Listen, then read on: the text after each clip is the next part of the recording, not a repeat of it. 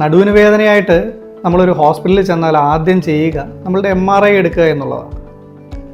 പക്ഷേ ഈ MRIകളിൽ അവരനുഭവിക്കുന്ന ആ നടുവിന് വേദനയ്ക്ക് കാരണമായിട്ടുള്ള സീരിയസ് ആയിട്ടുള്ള യാതൊരു പ്രശ്നങ്ങളും കാണുകയുമില്ല. പിന്നെ വളരെ സ്വാഭാവികമായി ഉണ്ടായേക്കാവുന്ന ചെറിയ ചെറിയ തേയ്മാനങ്ങൾ, അതായത് സെർവിക്കൽ റീജിയണിലും കഴുത്തിൻ്റെ ഭാഗത്തും അതേപോലെ ലംബാർ റീജിയണിൽ നടുവിൻ്റെ താഴ്ഭാഗത്തുമുള്ള കശേരുക്കളാണ് ഏറ്റവും അധികം മൂവ്മെൻറ്റ്സ് ഉള്ളത്. അതുകൊണ്ട് തന്നെ അവിടെ തേയ്മാനത്തിനുള്ള സാധ്യതയും അധികമാണ്. അതുകൊണ്ട് തന്നെ ഏതൊരാളുടെ MRI എടുത്ത് നോക്കിയാലും ഈ രണ്ട് ഭാഗങ്ങളിലും വളരെ ചെറിയ ചെറിയ തേയ്മാനങ്ങൾ കാണാനിടയുണ്ട്.